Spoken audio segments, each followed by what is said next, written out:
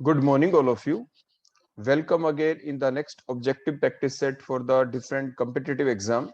Let's start today's lecture. Our first question is the presence or the absence of the hydroxyl group on which carbon of sugar differentiate RNA and the DNA. DNA and RNA के अंदर जो backbone chain होती है बेटा, that is formed of pentose sugar and the phosphoric acid.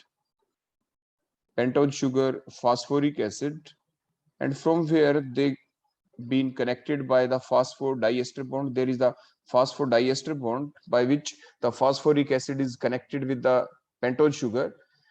These end of that particular backbone chain is 3' to 5', means in both of the carbon atom, that is the carbon atom number 3 and the carbon atom number 5 of the pentose sugar, there must be an oxygen atom in the form of the OH group.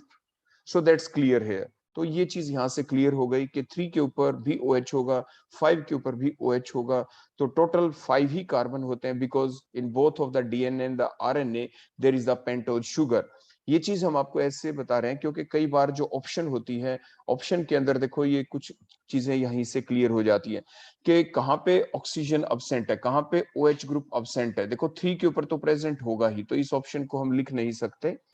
उसके बाद next point देखो कुछ ऐसे आ जाता है जब हम draw करते हैं पेंटोज शुगर की देखो स्ट्रक्चर, क्योंकि अब ये याद रख के चलते हैं, there are the two chain which are the antiparallel to each other. The two chains in case of the DNA they are running antiparallel to each other. तो जब आप इनकी स्टार्टिंग करते हैं देखो नंबरिंग करने की, तो यहां से आप देखो इस टाइप से स्टार्ट करते हैं HOH. देखो HOH मान लीजिए हम हर जगह लगा देते हैं HOH. देखो इस टाइप से H, और यहाँ पे बेटा हमने लिख दिया मान लीजिए CH2OH. फार्मूला भी आप जानते हैं C5H10O5, that is a formula of the ribose sugar. That is the formula of the ribose sugar. अगर एक ऑक्सीजन हम कम कर दें तो C5H10O4, that is the formula of now the deoxy. D का मतलब नहीं है, that is the deoxy ribose sugar. अब क्वेश्चन ये है कि कहां पर ऑक्सीजन नहीं है, कौन से कार्बन एटम के ऊपर ऑक्सीजन नहीं है.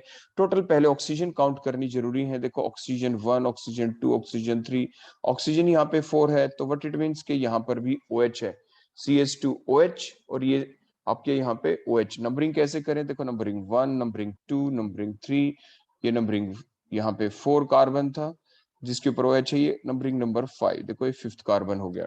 अब दूसरा पॉइंट यहाँ पे ध्यान रखने का ये है यहाँ पे कि किस टाइप से हम ध्यान रखें. देखो इसमें 3 एंड अगर हमने यहाँ पे नीचे दिखाया तो बेटा इसमें एक चीज प्रिकॉशन की ये थी, देखो इसलिए मैंने ऐसे लिखा था कि नंबर 4 के ऊपर जैसे हम इसको शो करेंगे तो यहाँ पे देखो एक ऑक्सीजन राइट टॉप के ऊपर होती है, यहाँ पे राइट टॉप के ऊपर, तो यहाँ पे नीचे बेटा क्या होगा H, और ये क्या होगा OH. देखो हम आपको गलतियां भी शो करके साथ के साथ दिखा रहे हैं ताकि वो चीज आपकी क्लियर हो जाए. अब ऑक्सीजन काउंट करें पहले. देखो C1 के ऊपर OH, C2 के ऊपर OH, C3 के ऊपर OH, और 1 आपकी पेंटागन की फॉर्म में एग्जिस्ट करता है पेंटोज शुगर, तो राइट टॉप के ऊपर एक ऑक्सीजन होती ही है क्योंकि साइक्लिक फॉर्म है ये आपकी डीऑक्सीराइबोज शुगर की या राइबोज शुगर की साइक्लिक फॉर्म है.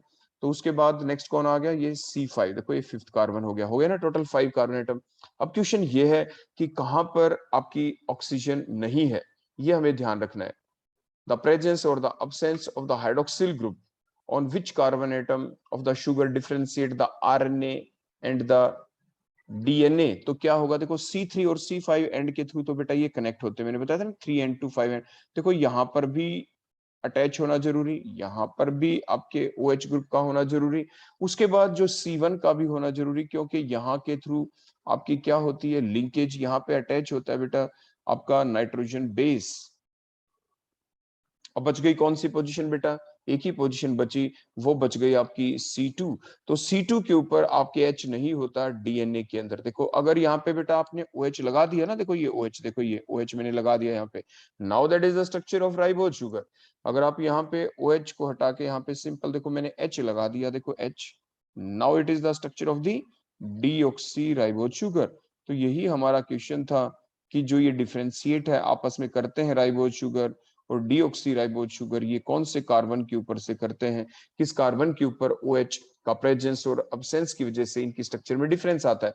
So the option B is correct, that is the second carbon atom. इसके बाद बेटा नेक्स्ट क्वेश्चन है, among the following the maximum covalent character is shown by which compound. आपने बेटा पढ़ा है एक रूल जिसे आप कहते हैं Fajans rule. There is a rule that is called as the Fajans rule. Fajans rule हमें क्या बताता है? It tells about the polarisation and their extent. जो सिर्फ दो ही चीजों के हमें इंफॉर्मेशन देता है कि the rule which tells about the polarisation and their extent, कि पोलराइजेशन पहली बात होगी या नहीं होगी, होगी तो कितनी होगी, उसकी जो इंफॉर्मेशन दे वो आपके फेजांस रूल। फेजांस रूल किस बात के ऊपर डिपेंड करता है? पहली बात बेटा साइज के ऊपर, और दूसरी बात आपके चार्ज के ऊपर। साइज का मतलब अगर आपके पास दो चीजें होती है बेटा, one is the cation and other one is the anion, other one is the anion. For example देखो हमने ये शो किया, देखो इस टाइप से, सो दैट इज द कैटायन, ये हमने देखो शो कर दिया, that is the structure of the cation. उसके बाद अनदर स्ट्रक्चर हमने शो की, सो that is the structure of the, किस चीज की होगी? एनायन।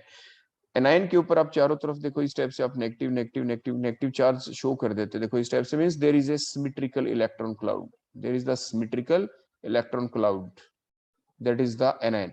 देखो न्यूक्लियस तो दोनों में ही होता है, चाहे कैटायन हो एनायन हो, central part is the nucleus. अब ये देखा जाता है किसके अंदर नंबर ऑफ इलेक्ट्रॉन्स ज्यादा हो गए हैं और किसके अंदर नंबर ऑफ प्रोटॉन्स ज्यादा हो गए हैं। जिसमें नंबर ऑफ प्रोटॉन ज्यादा, हमने उसके अंदर देखो इलेक्ट्रॉन तो इसमें भी है बाहर इलेक्ट्रॉन क्लाउड में, लेकिन number of proton is greater then number of electron, इसलिए हमने यहाँ पे नेगेटिव चार्ज शो नहीं करते। That is the general representation for the cation and that is the general representation for the anion.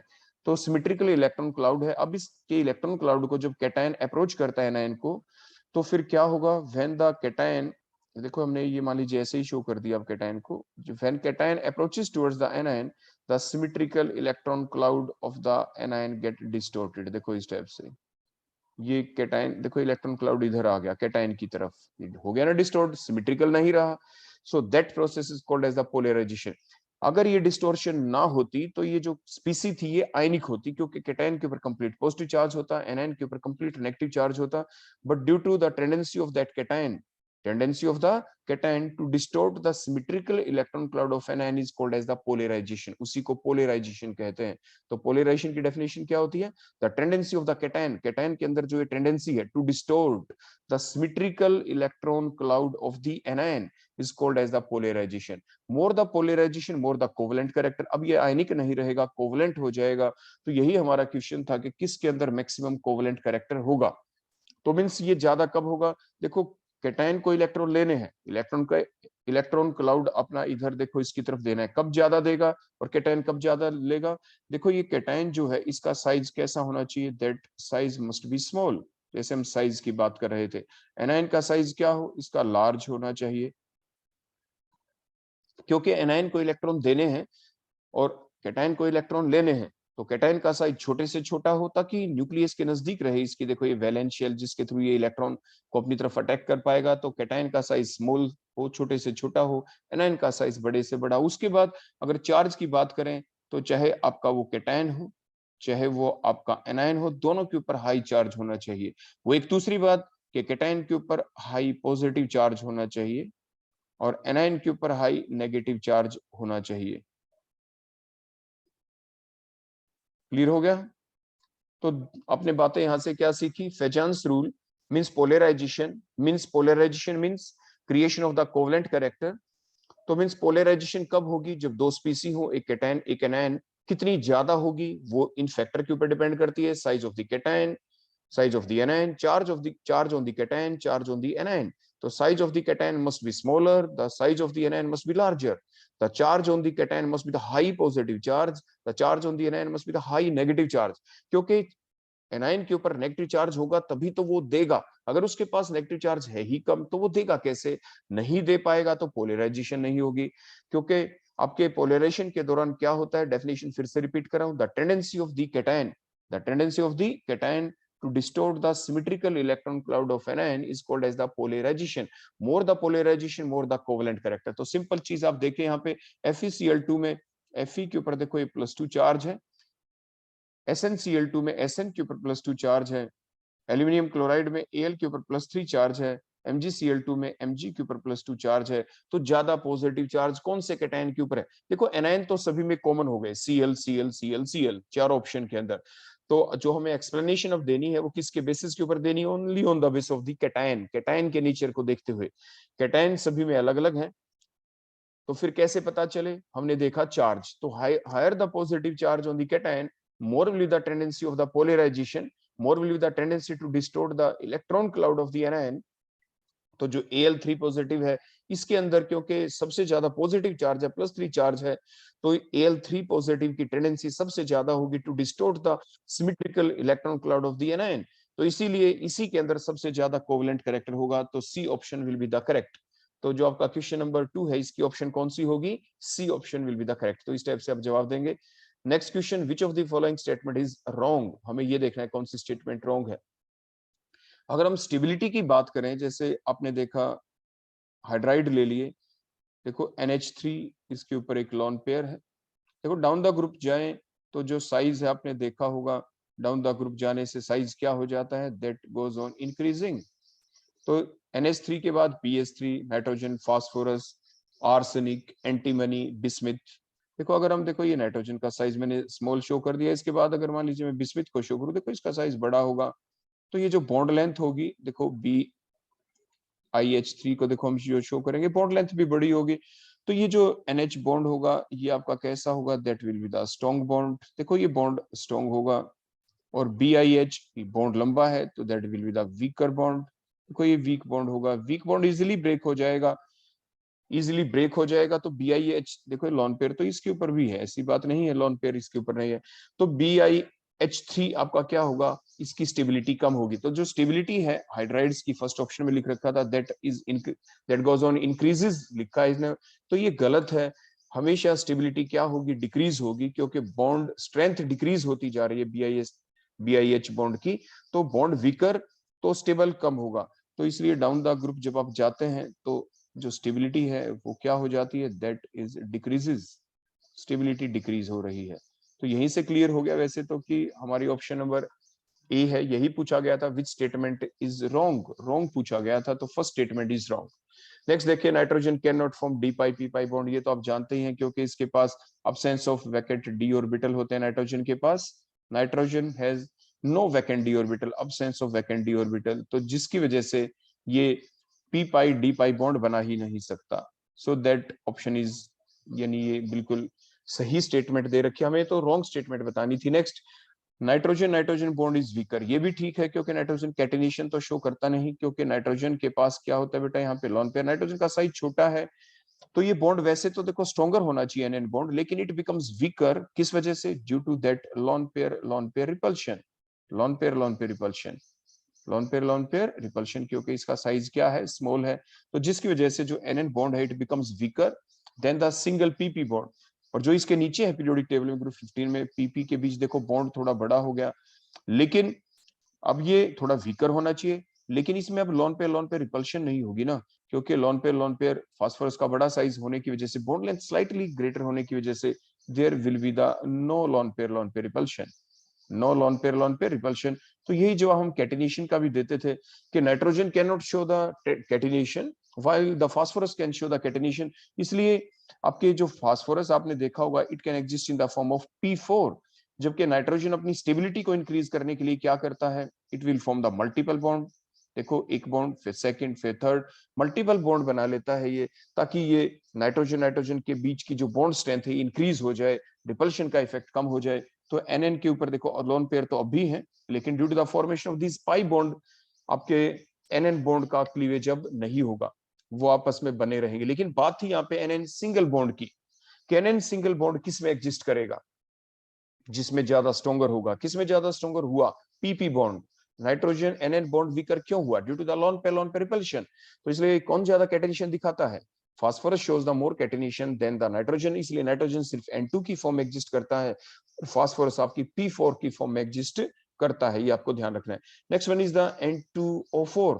N2O4 की 2 रेजोनेटिक structure होती है, तो ये स्टेटमेंट भी ठीक है, क्योंकि आपने देखो ये सीखा है ना कि अगर हम आपसे NO2 की स्ट्रक्चर बनवाएं, देखो एक नाइट्रोजन के पास 2 अनपेड इलेक्ट्रॉन होते हैं, ऑक्सीजन के पास 2 अनपेड, नाइट्रोजन के पास 1, तो अब ये एक जो बच गया अनपेड इलेक्ट्रॉन, इसका क्या करे? इससे तो बॉन्ड नहीं बनेगा। तो नाइट्रोजन के पास तो एक लोन पेयर है, एक ऑक्सीजन आ गई, तो ऑक्सीजन ने क्या किया था? देखो आपको ये सिखाया गया था कि ऑक्सीजन कि जो ये कॉन्फ़िगरेशन है देखो 1s2 2s2 2p4, अब वैसे तो आपकी जो ऑक्सीजन है इसमें 2s2 देखो हमने शो किया, ये 2p4 आपके 2 अनपेड इलेक्ट्रॉन्स होते हैं ऑक्सीजन के पास, देखो जैसे मैंने शो किए, इसीलिए तो हमने कहा था oxygen has the 2 unpaired electron and thus the oxygen can form the 2 covalent bond, जैसे नाइट्रोजन के साथ ये 2 कोवेलेंट बॉन्ड देखो यहाँ पे बनाए भी गए हैं। लेकिन अगर हम बात करें अब नेक्स्ट ऑक्सीजन के साथ, तो इसके साथ कैसे हो, देखो नाइट्रोजन की अगर हम कॉन्जुगेशन लिखें, देखो ऐसे 1s2 2s2 2p3, तो इसके पास वैकेंट ऑर्बिटल नहीं होता, तो क्या होगा, देखो ये 2s2 और ये 2p3, नाइट्रोजन के पास तो 3 ही अनपेड इलेक्ट्रॉन होते हैं और एक क्या है, लॉन पेयर है, तो बेटा यहाँ पे लॉन पेयर है नाइट्रोजन के पास। अब ये क्या करे, सेंट्रल एटम है नाइट्रोजन, तो एक ही वे हो सकता है यहाँ पे कोऑर्डिनेट बॉन्ड बने, लेकिन कोऑर्डिनेट बॉन्ड के लिए एक डोनर हो, नाइट्रोजन मान लीजिए डोनर है, तो एक्सेप्टर ऑक्सीजन बने। ऑक्सीजन कैसे बने एक्सेप्टर, ये अपनी कॉन्फिगरेशन को देखो बैकशिफ्ट करवाएगा इलेक्ट्रॉन को, 2p इलेक्ट्रॉन्स को, देखो जो अनपेड इलेक्ट्रॉन थे, देखो ये 1, देखो ये हो गया back shift, now there is the vacant orbital. अब ये कैसा ऑर्बिटल बन गया बेटा, यहाँ पे वैकेंट ऑर्बिटल, और ये वैकेंट ऑर्बिटल बनने की वजह से अब ये नाइट्रोजन अपने लोन पेयर देगा ऑक्सीजन को, that is the coordinate bond, और यहाँ पे एक अनपेड इलेक्ट्रॉन बच गया, so that is the paramagnetic स्पीसी। ऐसा भी एग्जाम में आपसे पूछा जा सकता है कि NO2 N2O and so different दे दे, बताएं इनमें से कौन पैरामैग्नेटिक स्ट्रक्चर है, किसकी पैरामैग्नेटिक स्पीसी है, किसमें कोऑर्डिनेट बॉन्ड है, N और O के बीच में यहाँ पे कोऑर्डिनेट बॉन्ड है। तो मींस जो स्ट्रक्चर वाले क्वेश्चन है, आपको हर स्पीसी की, हर कंपाउंड की स्ट्रक्चर बनानी आपको आनी ही चाहिए, क्योंकि यहाँ पे तो सिंपल पूछ लिया कि N2O4 has the 2 resonating structure, ये 2 शो करता, अभी हम आपको बताएंगे, लेकिन वो कैसे किस हिसाब से, स्ट्रक्चर का तो पता होना ही चाहिए। ऐसे हमने दूसरी स्ट्रक्चर बनाई, देखो NO2 की, ध्यान से देखना, देखो ये सेकंड वन, देखो ये एक और NO2 था, when these two NO2 molecules come closer to each other, तो देखो N के पास अनपेयर्ड, देखो फ्री रेडिकल है, दूसरे NO2 के पास फ्री रेडिकल है, now they will form the bond with each other, now that is the structure of the N2O4। अब इसमें होगा क्या, देखो रेजोनेटिंग स्ट्रक्चर एक तो ये बन गई, अब दूसरी पॉसिबिलिटी रेजोनेटिंग स्ट्रक्चर की इसमें है, क्योंकि 2 डबल बॉन्ड आपको अल्टरनेट पोजीशन के ऊपर यहाँ पे दिखाई दे रहे हैं, तो रेजोनेटिंग स्ट्रक्चर तो बेटा यहाँ पे बनी है, 2 रेजोनेटिंग स्ट्रक्चर यहाँ पे बनेंगी, और इसीलिए ऑप्शन बी भी ठीक है, सी भी ठीक है, डी भी ठीक है, और क्वेश्चन नंबर 3 की जो ऑप्शन ए है वही रॉन्ग थी। तो सारी एक्सप्लेनेशन हमने आपको दे दी है। Next that is the question number 4, phenol is heated with A solution of, देखो KBr, और जब KBrO3 के बीच बेटा जब पहले आपस में ही रिएक्शन होगी, और दोनों के दोनों आपके एक्वस फॉर्म के अंदर हैं, तो मीडियम एक्वस होगा, और दोनों की रिएक्शन से बेटा सबसे पहले बनेगा Br2, देखो यहाँ से Br2, देखो Br बन गया ना, Br मीडियम से वाटर तो है ही, तो KOH यहाँ पे बन जाएगा, तो साइड प्रोडक्ट की हमें जरूरत नहीं, मेन चीज यही शो करनी थी हमें। उसके बाद देखो यहाँ पे फिनोल है, मीडियम बेसिक है, Br2 in aqueous medium, polar medium, तो जिसकी वजह से पहले होगा क्या, इसका प्लस आर इफेक्ट तो देखो बेटा होता ही है OH का, लेकिन अब इसका आयोनाइजेशन हो जाएगा, देखो क्योंकि लाइक डिजोल्व्स लाइक की प्रॉपर्टी आपने पढ़ी है, मीडियम पोलर है, तो जिसकी वजह से O नेगेटिव, देखो आयोनाइजेशन होने की वजह से ये स्टेबलाइज कर जाएगा, इसका प्लस आर इफेक्ट अब इंक्रीज हो जाएगा, so due to the increase in the plus R effect, there will be the very high electron density on that benzene ring of the phenoxide ion। यहाँ पे अब high pi electron density होगी, तो high pi electron density होने की वजह से जो electrophilic attack होगा at all the ortho position and the para position के ऊपर simultaneous attack होगा, और simultaneous हर एक ऑर्थो पैरा पोजिशन के ऊपर अटैक होने की वजह से देखो बेटा यहाँ पे क्या बन जाएगा, अटैक किसका होगा, Br का, तो जो स्पीसी बनेगी, अगर हम लास्ट में स्लाइड एसिड डाल देंगे तो जो स्पीसी बनेगी that is the option number D, that is the 2,4,6 tribromophenol, 2,4,6 tribromophenol will be the answer, so that is the question number 4। इसके बाद नेक्स्ट क्वेश्चन है बेटा 5.2 मोलल सॉल्यूशन। देखो सबसे पहले आपको यहाँ पे डेफिनेशन का पता होना चाहिए कि what is the definition of the molality. तो definition of the molality is the number of the moles of the solute which are dissolved in 1000 gram of the solvent, 1000 gram of the solvent, so that is the definition of the molality। हो गया बेटा clear इतना, तो number of the moles, तो that is the definition of molality, small m से आप इसको represent करते हैं, molality given that is the 5.2 is equal to, next बेटा क्या है यहाँ पे, उसके बाद है वेट ऑफ द सॉल्वेंट, तो present in 1000 gram of the solvent, तो weight of the solvent is 1000 gram. Simple definition. और the number of the moles, तो number of moles बेटा कहाँ पे है, यहाँ पे 5.2 मोलल है, तो the number of moles will be the 5.2 moles of the solute, 5.2 moles of the solute here. And here is the aqueous solution of methanol, तो methanol जो है CH3OH, that is the solute here.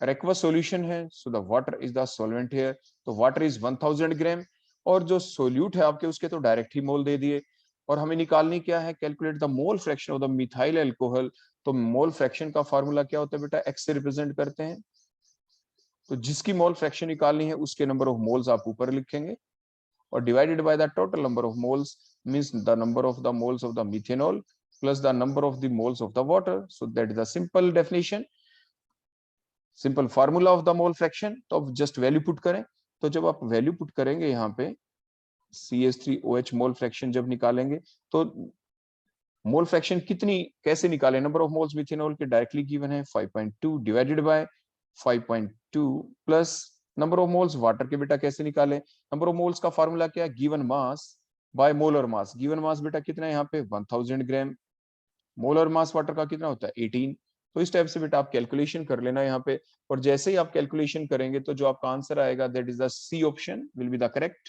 आपका C answer आ जाएगा 0.086, so that is the correct option. Clear हो गया बेटा, calculation आप करके देख लेना फिर भी अपने लेवल के ऊपर। Next question, the hybridisation of the orbitals of the nitrogen in NO3 negative, NO2 positive and the ammonium ion. तो सबसे पहले जैसे मैंने आपको बताया था सभी की आप स्ट्रक्चर ड्रा करें, देखो 1 oxygen, 2nd oxygen, 3rd oxygen, अभी हमने कॉन्जुगेशन आपको लिख के बता दी थी पिछले क्वेश्चन में, यहाँ पे डबल बॉन्ड आएगा। उसके बाद बेटा नेक्स्ट, क्योंकि नाइट्रोजन तो 3 बॉन्ड ही बना सकता है, तो 1 बॉन्ड बेटा कैसा होगा यहाँ पे, जल्दी बताओ, देखो NO3 नेगेटिव आयन है यहाँ पे, NO3 नेगेटिव आयन, तो NO3 नेगेटिव की स्ट्रक्चर कैसे बनाए, देखो सबसे पहले अगर मान लीजिए आप भूल जाए, मान लीजिए आप भूल गए, तो देखो आप क्या करेंगे, सबसे पहले बेटा आप HNO3 की स्ट्रक्चर बनाए, तो HNO3 की स्ट्रक्चर कैसे बनेगी, HNO3 की स्ट्रक्चर कुछ ऐसे बनेगी कि आप सबसे पहले क्या करेंगे, यहाँ पे एक नाइट्रोजन ले लें सेंट्रल एटम, और 3 ऑक्सीजन लेके देखो आपने सिंगल बॉन्ड बना दिए चारों तरफ। अब एक क्योंकि HNO3 is an acid that is the nitric acid, तो कहीं पे एक जगह बेटा H लगा दें, देखो H, हाइड्रोजन 1 बॉन्ड बनाता है। अब बॉन्ड कैसे कंप्लीट करें, अब कुछ किस टाइप से स्ट्रक्चर को कंप्लीट करेंगे, HNO3 की, तो what is the possibility of the formation of the bond now, तो पॉसिबिलिटी बेटा एक ही होती है यहाँ पे बॉन्ड बनाने की, जो आप बड़े ध्यान से देखें कि नाइट्रोजन ने देखो यहाँ पे डबल बॉन्ड बनाया, यहाँ पे देखो 2 इलेक्ट्रॉन देखो यूज हो गए नाइट्रोजन के, देखो दोबारा से बना के दिखाता हूँ, ऑक्सीजन नाइट्रोजन के 2 इलेक्ट्रॉन यहाँ पे यूज हुए, नाइट्रोजन का 1 इलेक्ट्रॉन देखो यहाँ पे यूज हुआ, ऑक्सीजन के साथ देखो बॉन्ड बनाने के लिए ऑक्सीजन ने रिमेनिंग इलेक्ट्रॉन यहाँ पे यूज किया, ऑक्सीजन के पास 2 अनपेड इलेक्ट्रॉन होते हैं, हम अभी आपको बताया था, नाइट्रोजन के पास 3, अब नाइट्रोजन के पास बेटा 1 लोन पेयर बच गया, तो इस ऑक्सीजन के साथ क्या करे, वही एक डोनर एक एक्सेप्टर, देखो coordinated bond, so that is the structure of the nitric acid. Similarly अब जो नाइट्रिक एसिड की जो स्ट्रक्चर थी, ये देखो इधर जो हमने बनाई थी, देखो ये स्ट्रक्चर जो नाइट्रिक एसिड की है, अब हम क्या करें, अब इसके अंदर से देखो H पॉजिटिव आप लॉस कर देते हैं, देखो H पॉजिटिव, तो ये H पॉजिटिव हमने लॉस कर दिया, देखो इस टाइप से, तो अब O के ऊपर बेटा कैसा चार्ज आ गया यहाँ पे, that is the negative charge, so that is the structure of the NO3 negative ion, nitrate ion की ये स्ट्रक्चर है। इसमें आप देखें, देखो after the formation of the coordinate bond it behaves like at the simple covalent bond, single bond हमेशा sigma bond ही होता है, देखो sigma sigma sigma 1 is the pi 3 sigma, तो फार्मूला है हाइब्रिडाइजेशन स्टेट निकालने का कि sigma bond plus lone pair, तो सिग्मा बॉन्ड बेटा 3 है, लॉन पेयर कोई नाइट्रोजन के पास अब है नहीं, तो 3, that is the hybridisation is sp2, तो sp2 हाइब्रिडाइजेशन है। अब देखें बी और डी ऑप्शन में ही sp2 आपको लिखा दिख रहा है, क्योंकि नंबर 1 पे नाइट्रेट की आपको बतानी थी। अब सेकंड चलते हैं, अब हम स्ट्रक्चर बना लेते हैं NO2 पॉजिटिव की, NO2 पॉजिटिव की बेटा उसी टाइप से अगर आप स्ट्रक्चर बनाएंगे तो कैसे बनेगी, देखो ये N, ये structure that is the structure of the NO2 positive ion, देखो इसमें एक सिग्मा एक पाई बॉन्ड, एक सिग्मा एक पाई बॉन्ड, तो 2 सिग्मा, तो 2 सिग्मा का मतलब बेटा क्या हो जाएगा, 2 ही सिग्मा है यहाँ पे, तो what is the hybridisation, that is the sp hybridisation, तो sp किस में दिख रहा है, बी ऑप्शन। वैसे तो आंसर बेटा यहाँ से क्लियर हो ही गया है, that is the B answer, लेकिन फिर भी अमोनियम आयन की देखें, इसमें भी आपने कोऑर्डिनेट बॉन्ड के बारे में बेटा आपने सीखा था ना, कि नाइट्रोजन के पास देखो 3 अनपेड इलेक्ट्रॉन है, एक बॉन्ड हाइड्रोजन के साथ, सेकंड देखो हाइड्रोजन के साथ, थर्ड देखो हाइड्रोजन के साथ, एक लॉन पेयर है इसके पास, जो 15 एलिमेंट है, फिर H पॉजिटिव आयन आता है, that is H positive ion. H की कॉन्जुगेशन जैसे आप जानते हैं 1s1, एक इलेक्ट्रॉन लॉस हो गया तो H पॉजिटिव की कॉन्जुगेशन क्या होगी 1s0। तो इसके पास वैकेंट ऑर्बिटल है, कोऑर्डिनेट बॉन्ड बन गया, तो ये सिग्मा, ये सिग्मा, ये सिग्मा और ये भी सिग्मा बॉन्ड हो गया। अब लोन पेयर बचा नहीं अमोनियम आयन की स्ट्रक्चर के अंदर, तो sp3 इज द हाइब्रिडाइजेशन, क्योंकि 4 सिग्मा 4 का मतलब sp3, तो option B will be the correct. अब क्वेश्चन नंबर 7 को देखें, ethylene glycol is used as an anti-freeze। बेटा ये कई बार अलग से क्वेश्चन ही आता है, which of the following is used as an anti-freeze agent for addition in the आपका गैसोहोल यानी पेट्रोल के अंदर जब इसको डालते हैं तो किसको डालते हैं, दैट इज इथाइलिन ग्लाइकोल। बेटा ये याद रख लेना, ये आपके एग्जाम में अलग से क्वेश्चन आ सकता है। तो mass of the ethylene glycol which should be added to the 4 kg of the water to prevent it from the freezing at -6 degree Celsius will be। तो देखो बेटा सिंपल फार्मूला आप जानते हैं, तो delta T F is equal to क्या होता है, that is the K F into the molality. Clear हो गया। तो delta T F is equal to K F into molality की फार्मूला, मोलिलिटी की जो डेफिनेशन है वो आप पहले से ही जानते हैं, क्योंकि number of the moles of the solute, देखो number of the moles of the solute which are present in 1000 gram of the solvent, तो नीचे है वेट ऑफ द सॉल्वेंट। अब नंबर ऑफ मोल्स को भी आप कैसे ओपन फॉर्म में लिखेंगे, तो नंबर ऑफ मोल्स जो एनबी हमने लिखा, तो इसकी जगह आप क्या लिख सकते हैं, फार्मूला क्या था, वेट ऑफ द सोल्यूट, देखो हमने WB लिखा, divided by molar mass of the solute, so that is the formula, that is the delta TF. अब यहाँ पे गिवन क्या क्या है, देखो यहाँ पे लिख रखा है prevented from the freezing at -6 degree Celsius. So delta, देखो आप जानते हैं जो फ्रीजिंग पॉइंट होता है वाटर का, that is the 0 degree Celsius. तो जब आपने उसके अंदर क्या डाला, फ्रीजिंग पॉइंट को डिक्रीज होता है। देखो आपने पढ़ा है ना कोलिगेटिव प्रॉपर्टीज के बारे में, यानी मेल्टिंग पॉइंट, बॉइलिंग पॉइंट हमेशा क्या होता है, increase on addition of the solute in it, the freezing point हमेशा क्या होता है, decrease on addition of the solute in it। Clear हो गया इतना। तो मींस फ्रीजिंग पॉइंट तो डिक्रीज होता ही है, तो इतना डिक्रीज हो गया, तो डेल्टा टीएफ की वैल्यू यहाँ पे क्या आ जाएगी, डेल्टा टीएफ है change in the freezing point. जो फ्रीजिंग पॉइंट वाटर का 0 होता है और वो डिप्रेस कितना हो गया माइनस, तो what is the change, 0 minus 6, so that is the change. और जब आप ये करेंगे 0 माइनस में -6 तो +6 आ जाएगा। केएफ की वैल्यू गिवन है, ये आप याद भी रखना, जिसे आप क्या कहते हैं यहाँ पे क्रायोस्कोपिक कांस्टेंट भी कह देते हैं, मोलर डिप्रेशन कांस्टेंट भी आप इससे कह देते हैं केएफ को। तो इसकी वैल्यू होती है 1.86 केल्विन पर केजी, केल्विन केजी पर मोल। तो आप इसकी वैल्यू यहाँ पे पुट कर दे 1.86 मल्टीप्लाइड बाय, क्वेश्चन में पूछ रखा है क्या था बेटा, question mass of the ethylene glycol. Mass of the ethylene glycol कौन है बेटा यहाँ पे, दैट इज द सोल्यूट। तो सोल्यूट मींस WB, WB की वैल्यू हमें क्या करनी है यहाँ पे कैलकुलेट, तो यहाँ पे WB को आप लिखा रहने दें। इसका मोलर मास भी देखो डायरेक्टली गिवन है, वो कितना दे रखा है, दैट इज द 62, देखो ये 62 ग्राम पर मोल यहाँ पे लिख रखा है, multiplied by 1000, what is the wait of the solvent, हमने वाटर कितना ले रखा है बेटा 4 kg, 4 kg ग्राम की फॉर्म में लेंगे तो 4000 ग्राम। क्लियर हो गया बेटा। तो यहां से जब आप कैलकुलेशन करेंगे, तो कैलकुलेशन करने के बाद आपका आंसर आप कैलकुलेट कर लें, और जो भी आपका आंसर आएगा that will be the correct option. हमारा जो आंसर यहाँ पे आया that is the 800 gram near about आपका आंसर आ जाएगा। तो जो आपकी करेक्ट ऑप्शन होगी बेटा यहाँ पे क्वेश्चन नंबर 7 की, so the your correct option will be the option number A, option number A will be the correct. Clear है बेटा। तो इस टाइप से आप कैलकुलेशन कर लेना, आपका आंसर निकल जाएगा। इसके बाद नेक्स्ट हमारा question, the reduction potential of the hydrogen half cell will be negative if, आप देखो जो आपकी इक्वेशन है जिसे आप नस्ट इक्वेशन कहते हैं, उसका फार्मूला आपने पढ़ रखा है। फार्मूला क्या था कि E cell is equal to E naught cell minus 0.0591 divided by n log the concentration of the product raised to the power of their coefficient divided by the concentration of the reactant raised to the power of their coefficient. So that is the formula of the Nast equation. Nast equation क्यों apply की गई थी, आप ये जानते हैं कि there is a series that is called as the electrochemical series, electrochemical series जिसे आप एक्टिविटी सीरीज भी कहते हैं, इलेक्ट्रोकेमिकल सीरीज, जिसके अंदर आपके डिफरेंट एलिमेंट मेटल आयन को अरेंज कर रखा है in the order of their increasing order of their reduction potential, के इलेक्ट्रॉन गेन करने की टेंडेंसी किस मेटल आयन की ज्यादा है, किसकी कम है। तो एक सीक्वेंस बना रखी है जिसमें स्टैंडर्ड माना गया था हाइड्रोजन को कि उसकी रिडक्शन पोटेंशियल की वैल्यू मानी गई थी 0.00 वोल्ट। क्लियर हो गया इतना। अब इसके बाद हम करें क्या, ये जो इक्वेशन बनी नस्ट इक्वेशन इसलिए बनी क्योंकि इलेक्ट्रोकेमिकल सीरीज बनाई गई थी एट द यानी normal condition, standard condition. Standard condition means जब आपका टेम्परेचर कितना था बेटा 298 केल्विन। प्रेशर अगर गैस का है तो बेटा कितना है 1 एटमॉस्फेयर। अगर आपकी कंसंट्रेशन है जो सॉल्यूशन ले रखा है उसकी कितनी बेटा 1 मोलर। अगर हम इनमें से किसी भी एक चीज को चेंज कर देते हैं, if we change any of the one thing that is the temperature pressure concentration, तो हमने क्या किया, हमने टेम्परेचर को भी कांस्टेंट कर लिया यहाँ पे, लेकिन हमने कंसंट्रेशन को चेंज किया।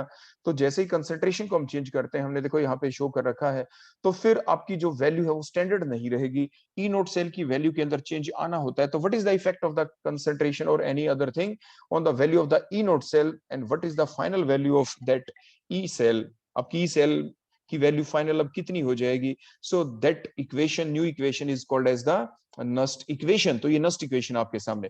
तो अब हम इसमें करेंगे क्या, तो ये डिफरेंट वैल्यूज अगर हम पुट कर दें, क्योंकि हमने अभी बताया इलेक्ट्रोकेमिकल सीरीज में जो स्टैंडर्ड वैल्यू है हाइड्रोजन इलेक्ट्रोड की दैट इज ऑफ 0, तो यहाँ पे बेटा 0.00 volt minus 0.59 divide by N की वैल्यू क्या पुट करें। रिडक्शन पोटेंशियल अगर हमें दिखाना है तो देखो 2H पॉजिटिव प्लस में 2 electron to give rise to, बोलो क्या बन जाएगा बेटा आपका हाइड्रोजन गैस। क्लियर हो गया। तो कितने मोल्स ऑफ इलेक्ट्रॉन गेन और लॉस्ट होते हैं, that is the value of N here. तो वैल्यू ऑफ एन हमने यहाँ पे 2 पुट की। उसके बाद लोग बेटा, उसके बाद आपके दैट आर दी प्रोडक्ट्स। देखो ये यहाँ पे प्रोडक्ट है और ये यहाँ पे बेटा कौन होगा, that is the reactant. Reactant की पावर में कोफिशिएंट बेटा कितने आएंगे 2, क्योंकि 2H पॉजिटिव हमने यहाँ पे लिख रखा है। तो अब यहाँ पे क्या पुट करेंगे, that is the pressure of the H2 divided by नीचे, क्योंकि गैस है, गैस का तो प्रेशर ही देखा जाता है, और नीचे H positive raise to the power बेटा क्या आ गया, जैसे मैंने आपको बताया था 2। तो इसके बाद गिवन वैल्यू है सारी प्रेशर ऑफ द H2। देखो हर ऑप्शन में यही दे रखा है, pressure of the H2, the value of the H positive ion, देखो सारी वैल्यू दे रखी है। तो now the question is the reduction potential of the hydrogen half cell will be negative. किसमें आंसर नेगेटिव के अंदर आ जाएगा। देखो आपको दिख रहा है यहाँ पे कि जो पहले ही यहाँ पे नेगेटिव साइन है, क्योंकि ये तो 0 हो गया, यहाँ पे साइन बेटा आपको नेगेटिव दिख रहा है। तो जब हम लोग लें, यहाँ पे ध्यान दें, ये जो इतनी वैल्यू हम लेंगे और इसका बेटा क्या लेंगे, हम लोग लेंगे यहाँ पे। तो जब लोग लेंगे तो आंसर हमारा नेगेटिव में कब रहेगा, नेगेटिव में तब रहेगा जब ये जो वैल्यू है, ये पूरे लोग की जो आंसर आए ये पॉजिटिव में रहे। तो अब ये कब रहेगा, तो E reduction will only be negative if, देखो ये कब होगा, when the PH2 is greater than the molar concentration of the H positive ion, जो हम पुट करने वाले हैं यहाँ पे, तभी हमारा आंसर नेगेटिव में ओवरऑल आएगा। क्लियर हो गया। तो इसमें ऑप्शन नंबर जो सी है वही इस चीज को रिफ्लेक्ट करती है। So the option C will be the correct, क्योंकि यहाँ पे PH2 इज ग्रेटर देन बेटा क्या है H पॉजिटिव। तो जब आप आंसर निकालेंगे तो आपको दिख जाएगा the E reduction will only be negative when the PH2 is greater than H positive and so the option C is correct. Next, which of the following reagent may be used to distinguish between the phenol and the benzoic acid? जब बेटा आप qualitative analysis करते हैं laboratory के अंदर, तो उस दौरान आपने देखा था, देखो ये आपकी यहाँ पे अगर हम स्ट्रक्चर बना दे, दैट इज द फिनोल, और दूसरा आपका है बेटा ये बेंजोइक एसिड। बेंजोइक एसिड, कुछ कंपाउंड ऐसे भी लैब में दे दिए जाते हैं जैसे सैलिसिलिक एसिड, जिसमें बेंजीन रिंग के ऊपर OH और CH इकट्ठे ही प्रेजेंट होते हैं। लेकिन ये है 2 कंपाउंड। अब क्या करें, देखो मोलिस टेस्ट के बारे में तो आप जानते हैं, that is use for the carbohydrates. ये तो आप कार्बोहाइड्रेट्स के लिए यूज करते हैं। उसके बाद न्यूट्रल FeCl3 ही टेस्ट ऐसा होता है, जब आप इसमें डालेंगे तो इसके अंदर आपका देखो न्यूट्रल FeCl3 का बेटा आप ध्यान से लैब में देखना, that is the yellow colour, इसका लाइट येलो कलर होता है। तो जैसे ही आप न्यूट्रल FeCl3 को ऐड करते हैं तो FeCl3 का येलो कलर येलो नहीं रहेगा, उसके अंदर चेंज आ जाता है। फिनोल के केस में पर्टिकुलरली आप देखना यहाँ पे वायलेट कलर आ जाएगा, अदरवाइज जरूरी नहीं हमेशा ही वायलेट आएगा। Depending upon the nature of the different phenolic system, the colour of the yellow colour of the FeCl3 must be change, वो जरूर चेंज होगा। और लेकिन वो चेंज किसी दूसरे कलर में होगा, वो कोई भी हो सकता है, but in particular case of the phenol it is found to be कि जब आप उसको लैब में जाके करके देखना, आपका वायलेट कलर यहाँ पे आ जाएगा। तो neutral FeCl3 reagent, so D is the right option, D will be the right option, जिसको आप यूज करते हैं टॉलरेंस रिएजेंट को। देखो आप डिफरेंशिएट करते हैं एल्डिहाइड और कीटोन्स के बीच डिफरेंशिएशन करने के लिए, because it is the weak oxidising agent. तो आपके एल्डिहाइड में आपने देखा था कि देखो C डबल बॉन्ड O के साथ देखो यहाँ पे CH, so that is the weak bond. तो ये टॉलरेंस रिएजेंट इस वीक बॉन्ड का तो ऑक्सीडेशन कर देगा, लेकिन अगर हम कीटोन की बात करें तो वहां पे C डबल बॉन्ड O के देखो दोनों साइड में कार्बन होते हैं, और ये बॉन्ड बेटा कैसा होता है, स्ट्रॉन्ग। तो इसलिए ये टॉलेंस रिएजेंट किसके साथ रिएक्ट करेगा, एल्डिहाइड। देखो ये एल्डिहाइड के साथ तो बेटा रिएक्ट कर जाएगा, और जो ऊपर कीटोन है उसके साथ रिएक्ट नहीं करेगा। तो ये टॉलेंस रिएजेंट तो काम आता है एल्डिहाइड कीटोन को डिफरेंशिएट करने के। मोलिस टेस्ट कार्बोहाइड्रेट के न्यूट्रल FeCl3 की हेल्प से ही हम क्या करेंगे, फिनोल और बेंजोइक एसिड के बीच डिफरेंशिएट कर सकते हैं। बेंजोइक एसिड के लिए सोडियम बाइकार्बोनेट टेस्ट करेंगे, जिसमें ब्रिस्क एफरवेसेंसेस आते हैं due to the evolution of the CO2 gas. Next हम लेते हैं बेटा trichloroacetaldehyde was subjected to Cannizzaro reaction. Trichloroacetaldehyde बेटा देखो जिसे क्लोरल भी कहते हैं, देखो C डबल बॉन्ड O और ये H, ये एल्डिहाइड ग्रुप हो गया। ट्राइक्लोरो एसिड एक कार्बन और ले लें, 3 Cl लगा दें, देखो 3 हमने Cl लगा दिया छिटा के। Now it is called as the trichloroacetaldehyde. आपने देखा था जब आपके DDT की जब हम सिंथेसिस करते थे तो इसी कंपाउंड को तो हम यूज करते थे कि ट्राइक्लोरो जो एसिड एल्डिहाइड, इसकी रिएक्शन हम 2 मोल्स ऑफ क्लोरोबेंजीन के साथ करते हैं, फिर आपका DDT की सिंथेसिस होती है।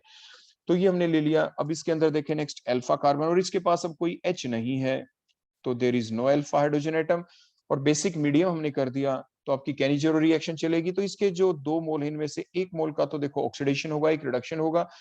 तो देखो जिसका रिडक्शन होगा, देखो इन्होंने एक तो बना दिया ना बेटा, सोडियम सॉल्ट ऑफ ट्राइक्लोरोएसिटेट एक तो बना के दिखा दिया। देखो ये वाला कंपाउंड की ऑक्सीडेशन हो गया, देखो इस बॉन्ड के यहाँ से, तो ये O नेगेटिव, और क्योंकि बेसिक मीडियम है तो इसलिए सॉल्ट की फॉर्म एग्जिस्ट करेगा। तो ये तो हमने बना दिया, दैट इज द सोडियम ट्राइक्लोरोएसिटेट। दूसरा रिड्यूस्ड फॉर्म भी हमें बनानी है, देखो ये C, ये Cl3, रिडक्शन दिखाएंगे देखो इस बॉन्ड का, यहाँ से एक H ऊपर एक H नीचे। देखो सिर्फ समझाने के लिए बता रहे हैं, डायरेक्ट कोई मैकेनिज्म नहीं है ये इसका। तो ये OH, ये H और ये H, बेटा ये बन गया। तो बोलो कौन हुई आपकी राइट ऑप्शन, बड़े ध्यान से देखें क्योंकि इथेनॉल है ये बेटा। कौन है ये, इथेनॉल। तो ये कार्बन एटम नंबर 1, ये कार्बन एटम नंबर 2, 2 के ऊपर देखो क्लोरो क्लोरो एंड क्लोरो, तो क्या हो गया 2 2 2 ट्राई क्लोरो, और आगे इथेनॉल, क्योंकि 2 कार्बन है यहाँ पे तो इथ हो गया, और 1 के ऊपर OH है तो ओल हो गया। सो द क्वेश्चन नंबर 10 की राइट ऑप्शन बेटा क्या हो गई, ए इज द राइट ऑप्शन। तो it is a oxidation reduction reaction के आपके 2 मोल यूज होते हैं, इसके बेटा कितने मोल्स यूज होते हैं, 2 moles will be used. Out of the 2 moles 1 get oxidised, other get reduced. तो इस टाइप से आपका ये फाइनल आंसर आ जाएगा बेटा। क्लियर हो गया यहाँ तक।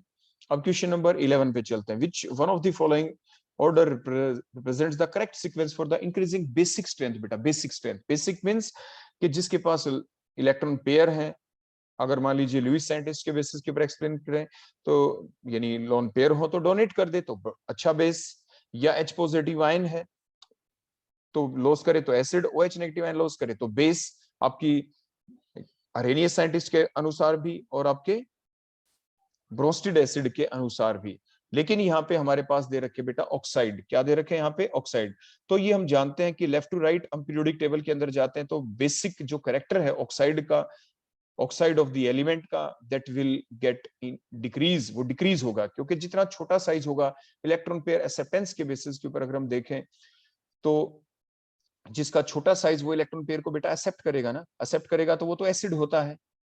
तो मीन्स लेफ्ट टू राइट अगर आप पीरियोडिक टेबल में बेटा चलते हैं from the left to right तो क्या होता है, हमेशा ही बेटा साइज डिक्रीज होगा, और साइज जिसका छोटा होगा तो उस एलिमेंट की टेंडेंसी क्या होगी, इलेक्ट्रॉन एक्सेप्टिंग टेंडेंसी इंक्रीज हो जाती है, उसकी इलेक्ट्रॉन एक्सेप्टिंग टेंडेंसी क्या हो जाएगी, इंक्रीज।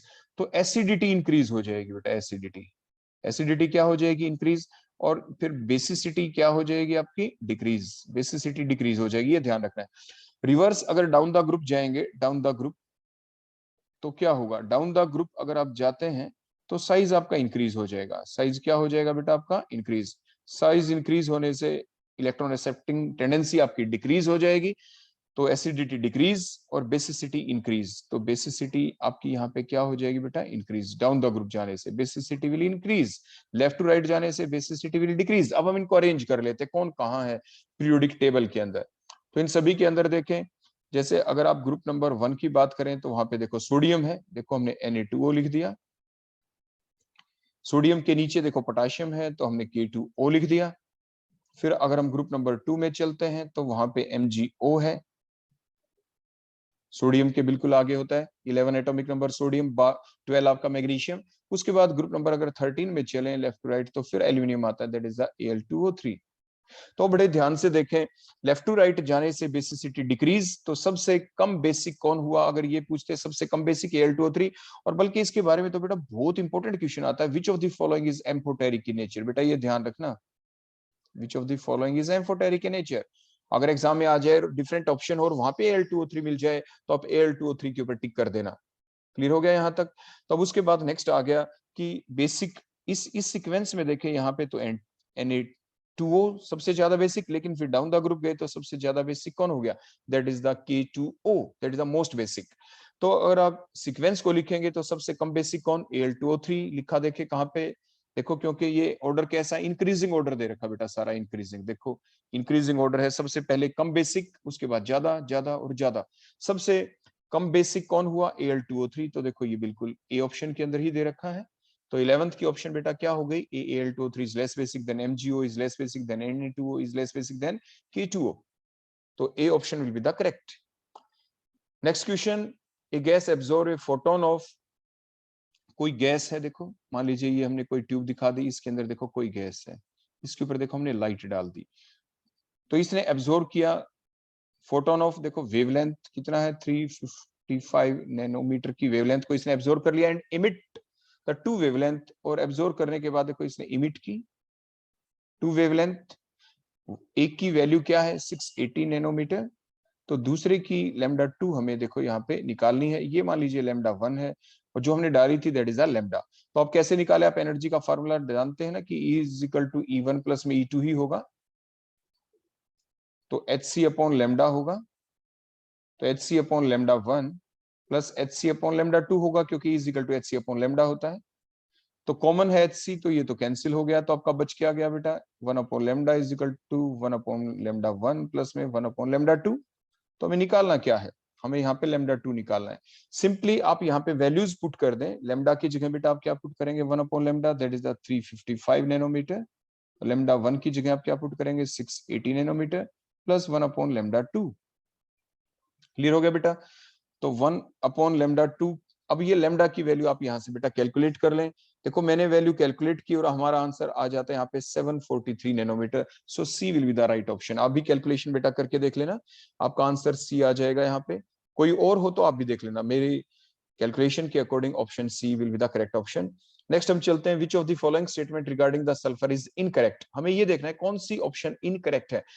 सबसे पहले तो बेटा ये देखिए ऑक्सीडेशन स्टेट का भी जिक्र है, जैसे ऑप्शन नंबर डी में देखो ग्रुप नंबर 16 का एलिमेंट है आपका sulphur, oxygen, sulphur, selenium, tellurium and the polonium, जैसे आप पढ़ते हैं नीचे पोलोनियम है सबसे लास्ट में जाके, दैट इज द पोलोनियम।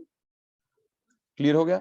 तो हमारे पास सल्फर है, अब ये जानते हैं जो फर्स्ट एलिमेंट है ना ऑक्सीजन, इसके पास तो वैकेंट डी ऑर्बिटल नहीं होते, ये हम जानते हैं, वैकेंट डी ऑर्बिटल की अब्सेंस है इसके पास, दैट इज अब्सेंट। तो जिसकी वजह से ऑक्सीजन की अगर आप कॉन्फ़िगरेशन देखो लिखते हैं, देखो इस टाइप से 1s2 2s2 and the 2p4, तो इसके पास बेटा 2d तो होता नहीं, तो जिसकी वजह से होगा क्या, अगर आप कॉन्फ़िगरेशन को लिखें देखो यहाँ पे 2s2 और यहाँ पे क्या लिखेंगे बेटा 2p4, देखो ऐसे 1 2 3 Hund's rule, then pairing will start. तो दो ही अनपेड इलेक्ट्रॉन है, तो ऑक्सीजन की स्ट्रक्चर आप जानते हैं, देखो ऑक्सीजन O2 की फॉर्म में देखो मान लीजिए एग्जिस्ट करे ये, देखो क्योंकि कैटेनेशन भी शो नहीं करता, और ऑक्सीजन के पास दो लोन पेयर, एक बेसिक फैक्ट आप जानते हैं कि any of the atom whether it is the one lone pair 2 और the 3 it can form only one coordinate bond, एक ऑक्सीजन एक ही कोऑर्डिनेट बॉन्ड बना सकता है, एक से ज्यादा नहीं। तो इस ऑक्सीजन ने देखो किसी एक ऑक्सीजन को ले ले, मान लीजिए ये ऑक्सीजन हमने ले ली, इसने दो बॉन्ड बना लिए, एक बॉन्ड और कोऑर्डिनेट बना लेगा मान लीजिए एक ऑक्सीजन के साथ ही, और जैसे ओजोन की ये स्ट्रक्चर बन गई जैसे O3 की, तो मैक्सिमम 3 बॉन्ड ही बना सकता है, मींस +3 ऑक्सीडेशन स्टेट ही दिखा सकता है ये तो। लेकिन अगर हम सल्फर की बात करें तो सल्फर के अंदर क्या होगा बेटा, देखो सल्फर, देखो 16 हमने लिखा, तो इसकी कॉन्फ़िगरेशन बेटा क्या बन जाएगी, that is the 3s2 3p4, लेकिन इसके अंदर बेटा 3d भी होती है, 3d0। अगर हम ऊपर वाली बात देखो ये तो कॉमन है, अगर हम यहाँ पे एक डी बना दें, यहाँ पे तो डी नहीं था, अब हम देखो एक डी बनाते हैं, इसी को यूज कर लेते हैं। तो देखो ये जो पेयर्ड इलेक्ट्रॉन है लोन पेयर की फॉर्म में, they can be excited outside, देखो या तो +2 ऑक्सीडेशन स्टेट शो करेगा सल्फर,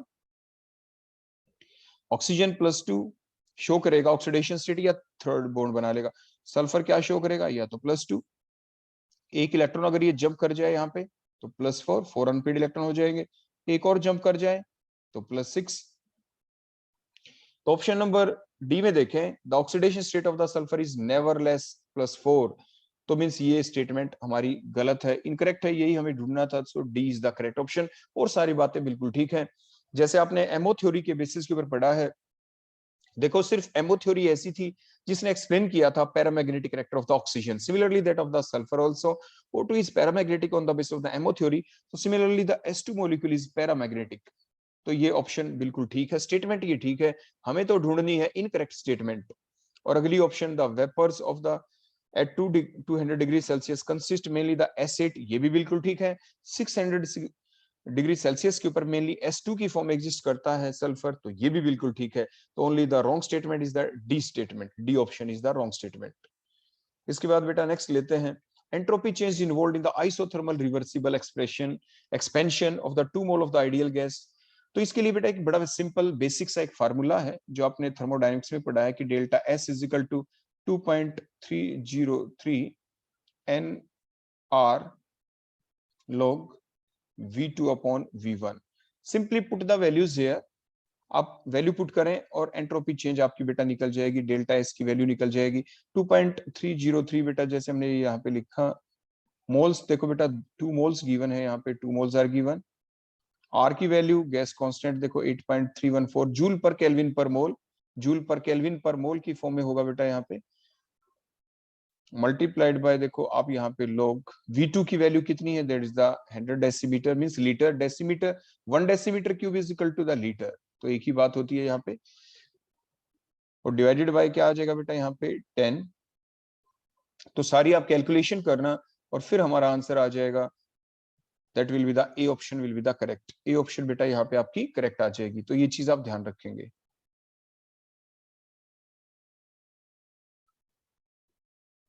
इसके बाद बेटा नेक्स्ट क्वेश्चन हम लेते हैं, तो इसका आंसर बेटा क्या आएगा, आप कैलकुलेशन कर लेना। देखो और तो सिंपल ही है इसके अंदर, देखो ये 10 ये कट गया, log 10 हमेशा 1 ही होता है, तो सिंपल कैलकुलेशन है, आपका आंसर आ जाएगा।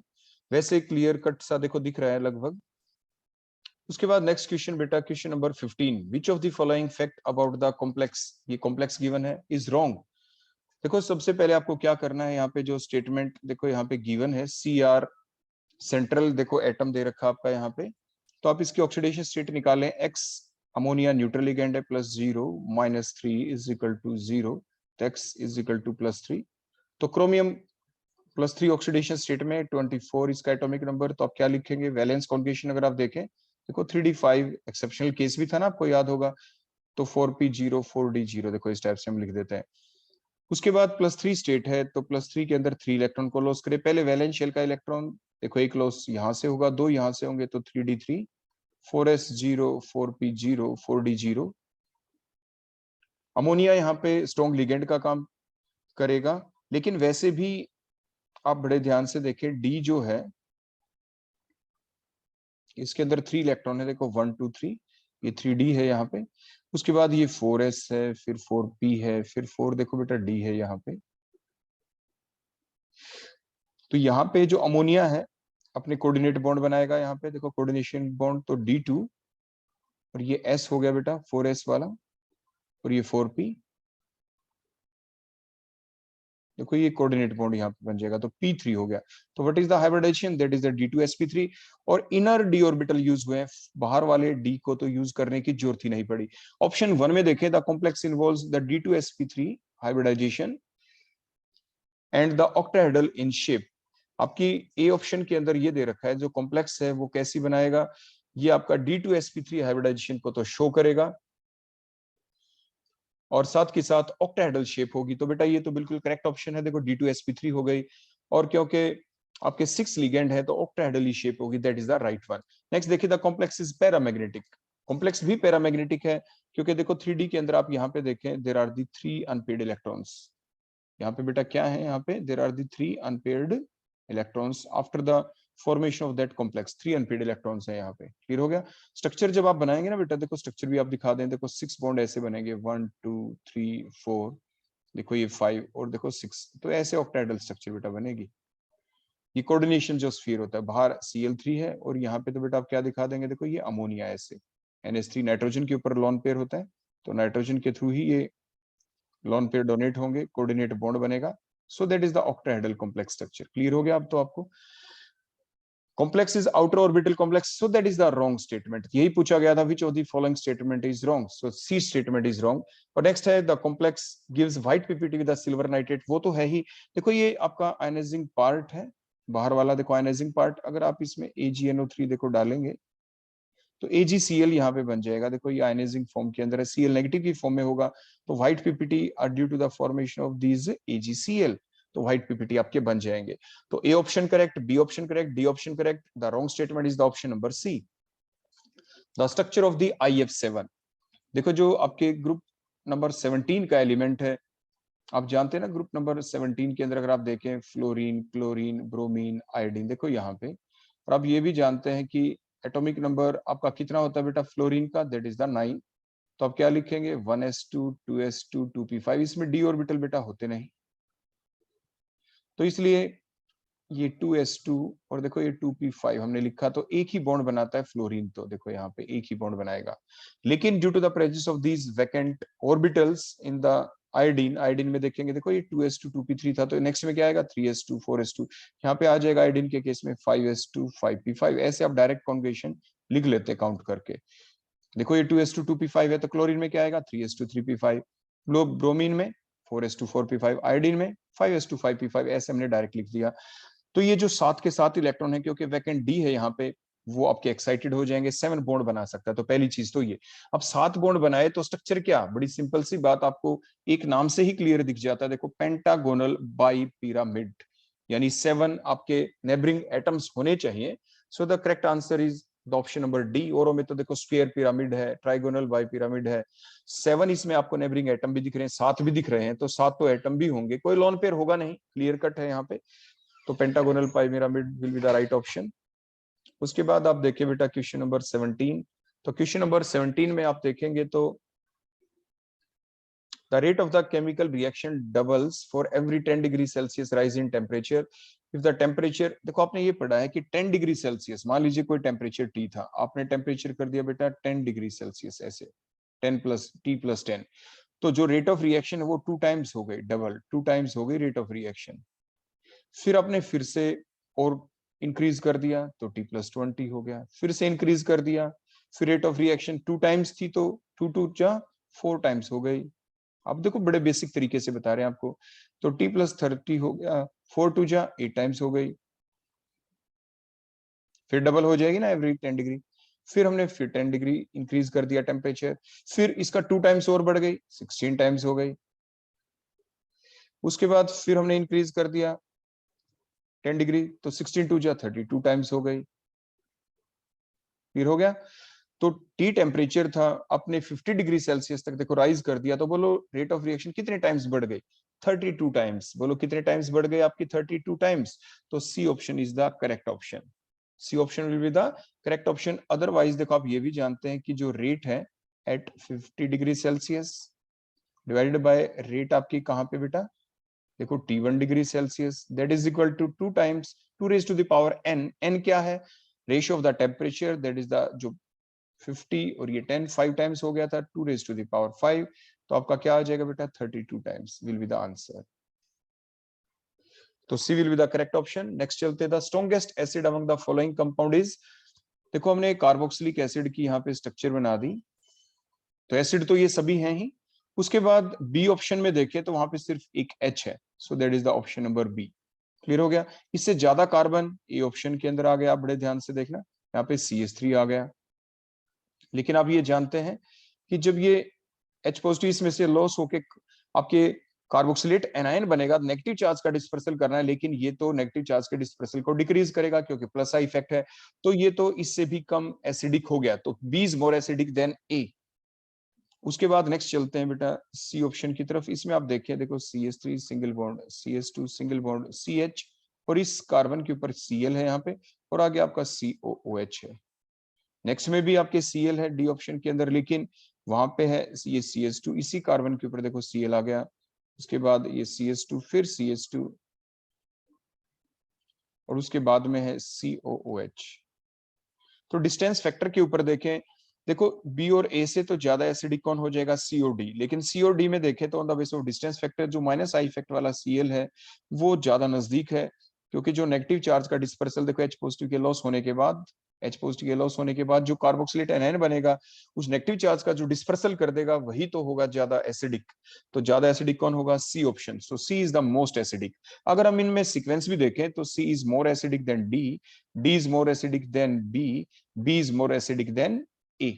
अगर आपसे पूरा ऑर्डर भी पूछ लेते, और ये सीक्वेंस बताओ कौन सी एग्जाम में, कई बार बच्चे इसमें पजल हो जाते हैं। ये सीक्वेंस है बेटा डिक्रीजिंग ऑर्डर, ये ध्यान रखना, इंक्रीजिंग ऑर्डर की सीक्वेंस नहीं है, डिक्रीजिंग ऑर्डर। मान लीजिए आपको लिखनी पड़ जाए इंक्रीजिंग ऑर्डर, तो आप क्या लिखते, A is less acidic than B is less acidic than D is less acidic than C. अगर हम लिख देते तो now that is the increasing order. कई बार एग्जाम में बेटा क्या होता है कि इंक्रीजिंग ऑर्डर भी दे देंगे, डिक्रीजिंग ऑर्डर भी दे देंगे, मींस ये ऑप्शन भी दे देंगे, ये ऑप्शन भी दे देंगे, और फिर पूछेंगे इंक्रीजिंग ऑर्डर की सीक्वेंस कौन सी है। तो बच्चों को कई बार ये नहीं पता होता कि इंक्रीजिंग ऑर्डर की सीक्वेंस कौन सी। ये जरूर पता है कि दोनों ठीक है, लेकिन वो कई बार ये भूल जाते हैं which of the following is the increasing order sequence और द डिक्रीजिंग ऑर्डर सीक्वेंस। तो लेस देन ग्रेटर देन के साइन को आप याद करना ना भूलें, इसको भी आप जरूर याद करें। तो क्वेश्चन नंबर 18 का राइट ऑप्शन है C, that is the strongest acid. Identify the compound then can exhibit the tautomerism। बेटा टोटोमेरिज्म एग्जिट करने के लिए, जैसे साफ साफ वैसे तो दिख रहा है कि एल्डिहाइड कीटोन के अंदर ये प्रोसेस हमारी चलती है, टोटोमेरिज्म जब हम चलाएंगे। जैसे ब्यूटीन की स्ट्रक्चर अगर हम ड्रा कर दे तो CH3, ये CH2 single bond CH double bond CH2, that is the structure of the but two ene. तो इसमें तो टोटोमेरिज्म चलेगी ही नहीं। लैक्टिक एसिड में भी देखें तो उसमें तो सिर्फ एक कायरल सेंटर होता है जो आप जानते हैं, एक H होता है, एक CH3 ग्रुप होता है, दो फंक्शनल ग्रुप होते हैं, एक OH और एक CH। तो इसमें कायरल कार्बन एटम होता है, तो इसमें भी टोटोमेरिज्म नहीं चलेगी। पेंटेन 2 के अंदर चलेगी बेटा, देखो 1 2 3 4 और देखो 5। इसमें ये नंबर 2 कर दिया तो ये 2 के ऊपर कार्बोनिल ग्रुप, और इधर हम ये देखो CH3, देखो ये CH2, ये CH2, ये CH3, क्योंकि इनके पास हो गया बेटा अल्फा पोजीशन, अल्फा हाइड्रोजन हो गया। तो जो भी एक H होगा यहाँ पे अल्फा पोजीशन के आप जानते हैं H इज एसिडिक, तो ये दोनों इलेक्ट्रॉन देखो यहाँ पे, ये इलेक्ट्रॉन यहाँ पे, क्योंकि alpha hydrogen are acidic in nature. ऐसा क्यों, देखो सिंपल, अगर इतनी सी बात आपको बता दें, नेक्स्ट पहले स्ट्रक्चर बना देते हैं। देखो इक्विलिब्रियम का साइन यहाँ पे, तो CH3 single bond CH2 single bond, देखो ये CH, दोनों इलेक्ट्रॉन जाने से यहाँ पे देखो ये डबल बॉन्ड बन गया, ये single bond O negative, O negative के पास कौन आ जाएगा बेटा H पॉजिटिव, OH ग्रुप में कन्वर्ट हो जाएगा, ये CH3 है। ये कीटो फॉर्म थी, यहाँ पे डबल बॉन्ड है तो इन हो गया, OH है तो ओल हो गया, so that is the keto enol tautomerism. तो the right option is the option number C. और फिनोल की स्ट्रक्चर तो बेटा आप सभी जानते हैं, जो डी ऑप्शन में दे रखा है, that is the OH group, that is the phenol. Clear हो गया। नेक्स्ट क्वेश्चन है हमारा question number 20। A vessel at the 100 kelvin contain the CO2 at a pressure of 0.5 atmosphere. तो देखो अगर हम ये रिएक्शन लिख देते हैं CO2, और उसमें हमने कुछ, यानी CO गैस बन गई, वो तभी बनेगी जब हम उसमें कार्बन डाल दें, मींस ग्रेफाइट आपने डाल दिया C, तो बेटा आगे क्या बन गया, इक्विलिब्रियम भी देखो यहाँ पे सेटअप हो जाएगा, और क्या बन गया यहाँ पे CO, ये 2 mole, that is the gas, that is the solid and that is the gas. Clear हो गया। तो इनिशियल कंसंट्रेशन जैसे केमिकल इक्विलिब्रियम वाली यूनिट में आपको सिखाया गया ना, यहाँ पे इनिशियल कंसंट्रेशन, उसके बाद हम क्या लिखते हैं बेटा, that is the final concentration. तो इनिशियल कंसंट्रेशन क्या है, देखो a container having the CO2 gas with the initial pressure of 0.5 atmosphere, तो हमने यहाँ पे लिख दिया बेटा 0.5 atm एटमोस्फियर प्रेशर था, क्योंकि उस वक्त हमने कार्बन डाला ही नहीं था, कंटेनर में सिर्फ CO2 गैस थी। After the addition of that graphite in it, क्या हो गया बेटा, जो टोटल प्रेशर है वो तो आपका 0.8 हो गया है, द टोटल प्रेशर बिकम था 0.8। तो उसके बाद मान लीजिए इक्विलिब्रियम सेटअप हो गया, कुछ जो प्रेशर था डिक्रीज हो गया, मान लीजिए CO2 का, वो कितना डिक्रीज हो गया, मान लीजिए 0.5 माइनस में P, माइनस में बेटा क्या P, ये मान लीजिए डिक्रीज हो गया। तो उसका इंक्रीज उसी रेशियो में होगा, क्योंकि 2 मोल्स है देखो यहाँ पे, तो दैट इज 2P। तो जो टोटल प्रेशर बनेगा बेटा at the equilibrium, total pressure वो कितना हो गया, द टोटल प्रेशर इज, इन सभी का सम अप कर देंगे आप, तो बेटा वो कितना हो जाएगा, that is equal to 0.5 minus P plus 2P, and that is also been given, देखो 0.8 एटमॉस्फेयर दैट इज गिवन। तो फिर आपकी यहाँ पे P की वैल्यू जब आप कैलकुलेट करेंगे तो answer of P comes out to be, बेटा कितना आ जाएगा बताओ जल्दी से, माइनस P 2P, देखो ये 0.5 माइनस, बताओ बेटा कितना आ जाएगा, 0.5 minus P plus 2P is equal to 0.8 है, तो 0.5 P ये प्लस में देखो P आ गया इज इक्वल टू 0.8, तो P इज इक्वल टू आ जाएगा 0.8 minus 0.5, that comes out to be 0.3 atmosphere. तो ये P की वैल्यू आ गई। ठीक हो गया बेटा। इसके बाद आप इक्विलिब्रियम कांस्टेंट का फार्मूला तो जानते हैं कि concentration of product divided by the concentration of the reactant raise to the power of their coefficient, raise to the power of their coefficient. आप सिंपली वैल्यू पुट कर दे यहाँ पे, तो जैसे आप यहाँ पे वैल्यू पुट करेंगे तो क्या आ जाएगा, प्रोडक्ट साइड में कौन था, CO, देखो 2P, और रेज टू द पावर में क्या आ जाएगा बेटा 2, कोफिशिएंट 2 है, डिवाइडेड बाय आपके रिएक्टेंट, देखो ये तो आपका कार्बन तो सॉलिड है तो their molar concentration will be 1, और what will be the concentration of final concentration of CO2 0.5 minus, देखो P है तो ये हम यहीं पे लिख लेते हैं 0.5 माइनस P की वैल्यू देखो ये आ गई थी 0.3, तो 0.3 इज इक्वल टू 0.2। क्लियर हो गया, तो हम यहाँ पे 0.2 लिख देंगे, और रेज टू द पावर में बेटा क्या होगा यहाँ पे 1। क्लियर हो गया, और P की वैल्यू भी पुट कर दें आप यहाँ पे, 2 मल्टीप्लाइड बाय P था ना, देखो 0.3 रेज टू द पावर में 2 divide by 0.2 raise to the power में 1, so that is the Kp, that is the बेटा क्या यहाँ पे Kp। तो अब जब आप कैलकुलेशन करेंगे तो आपका आंसर यहाँ पे निकल जाएगा, और जो आंसर आएगा बेटा हमने जो कैलकुलेशन की है उसके अकॉर्डिंग आया 1.8, that is the option A, so option A will be the correct. तो 1.8 एटमॉस 1.8 आपका आंसर बेटा यहाँ पे आ जाएगा। क्लियर हो गया।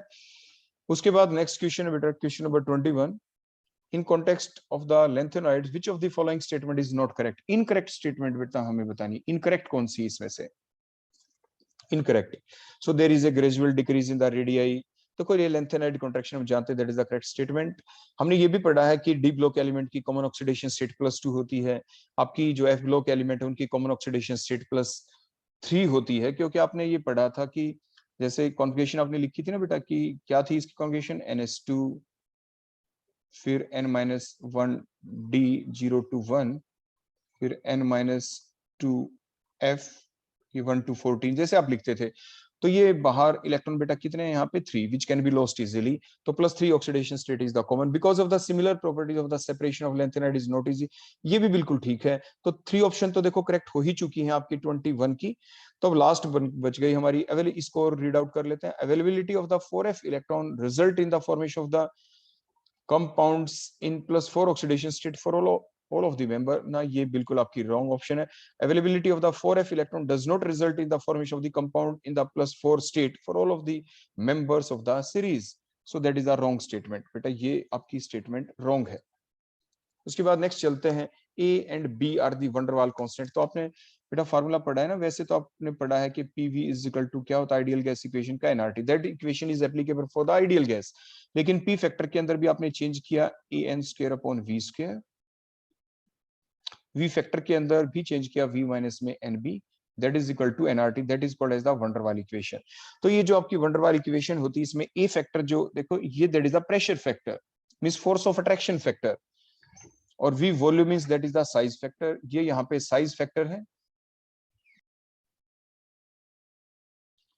तो इन सारी बातों को ध्यान में रखते हुए कि जो P फैक्टर है that is the pressure factor, means जो हमें इंफॉर्मेशन बेटा किस चीज के बारे में देगा, that is tell about the force of attraction, कि किन पार्टिकल के बीच फोर्स ऑफ अट्रैक्शन ज्यादा होगी, और V वॉल्यूम तो इफेक्टिव साइज के बारे में ये इंफॉर्मेशन देगा, इफेक्टिव साइज के बारे में।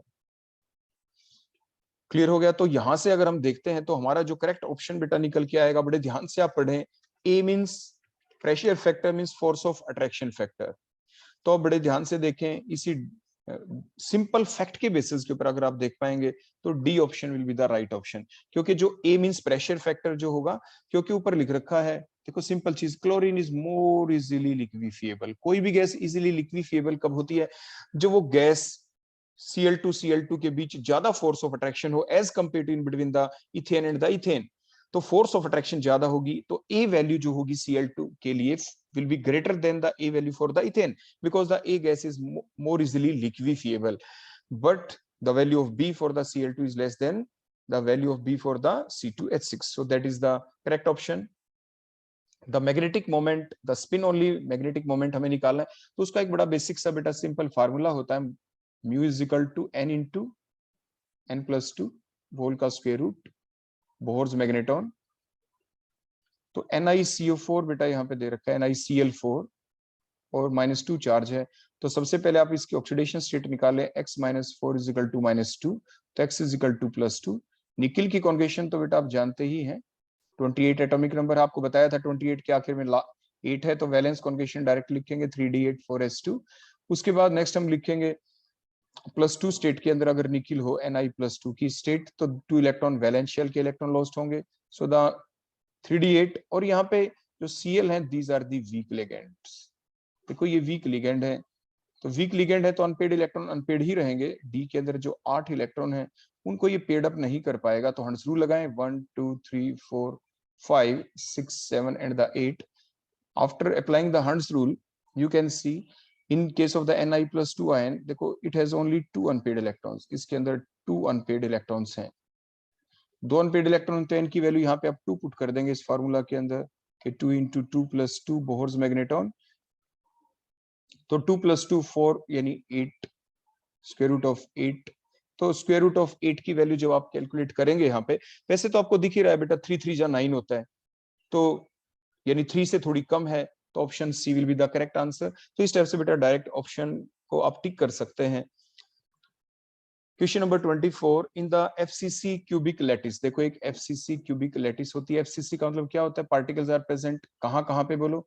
Eight the face centre, faces 6 होते हैं, उनका contribution 1/2, plus at the corner 8, contribution 1/8, तो 4 होते हैं। The number of the particle in the FCC unit cell, बोलो कितने होते हैं बेटा? 4 होते हैं। तो इन्हें face centred cubic unit cell, the atom A occupies the corner, तो कॉर्नर्स के ऊपर तो बेटा कौन आ गए यहाँ पे? ए आ गए कॉर्नर्स के ऊपर, और B atom occupies the face centre, तो यहाँ पे बेटा देखो बी आ गए यहाँ पे। क्लियर हो गया? If one of the B is missing from one of the face centred, the formula of the compound becomes, बेटा जल्दी से बताओ, देखो इतनी हिंट मैंने आपको दे दी। तो यहाँ पे तो बेटा फार्मूला सिंपल क्या बन जाता, देखो 2 3 जा 6, देखो 2 3 जा 6, 8 1 जा 8, तो आपका फार्मूला बन जाता बेटा B3 और A will be the formula, अगर ये सिंपल रहता तो। लेकिन अब जैसे हमने बताया कि जो B एटम है एक कम हो गए देखो इसके अंदर से, तो अब क्या करेंगे? अब 6 की बजाय 5 हो गए, देखो B, यहाँ पे देखो हमने A लिखा था, तो 6 थे ना बेटा, तो 5 हो गए, तो 5 × 1/2 प्लस A उतने के उतने रहे, तो फार्मूला बेटा क्या बना? B तो हो गया बेटा 5/2 और A बेटा कितना हो गया? 1। अब इसको सिंप्लीफाई कर देंगे, एलसीएम आप ले लेंगे।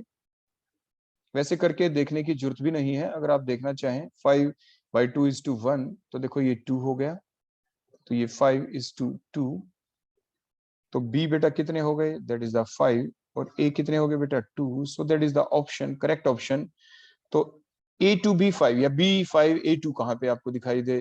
तो A2B5, that is the D option. So D option will be the correct option. तो इस टाइप से बेटा आप निकाल लेंगे। ठीक हो गया ना? तो ये कब किया था हमने? देखो जब ये one of the B atom is missing, देखो एक बी एटम हमने क्या कर दिया था बेटा? यहाँ से निकाल दिया, तो जो 6 थे बी, अब उसकी बजाय कितने हो गए थे? That becomes the 5। So that is the simple way. Next, the outer electronic configuration of the gadolinium is, gadolinium देखो आप जानते हैं ना, लेंथेनम के बाद वाले जितने भी एलिमेंट होते हैं वो कौन होते हैं? लेंथेनम एटॉमिक नंबर 57, तो 57 में अगर आप 7 ऐड कर दें, that now becomes the 64, that is the gadolinium. देखो सिंपल चीज आपको बता रहे हैं कि कैसे आप उसका जवाब निकालेंगे। और कॉन्जुगेशन बेटा आप जानते ही हैं, जब भी आप लिखते हैं इसकी, बोलो कैसे लिखते हैं? NS2 N-1D0 to 1 N-2 F1 to 14, देखो ऐसे करके आप कॉन्जुगेशन तो देखो आपको लिखनी आती ही है, आप लिखते हैं that is the general electronic conjugation.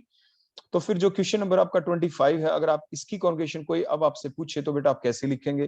क्योंकि +7 हमने किया था, तो आपका आंसर बेटा क्या आ गया? N-2 F, देखो यहाँ पे 7, N-1 D1 और NS2। So that is the electronic configuration for the gadolinium. तो ये गैडोलिनियम की इलेक्ट्रॉनिक कॉन्फ़िगरेशन हो गई। तो आप बड़े ध्यान से देखें, ये 4f एलिमेंट है, 4f है, तो यहाँ पे n की वैल्यू 6 पुट करेंगे, तो देखो क्या बन जाएगा? 4f7, 6 - 1 5, तो 5d1, तो ये 6 हो गया बेटा, तो इस टाइप से देखो हमने ये बताया स्टेप बाय स्टेप आप कैसे पहुंचे यहाँ तक।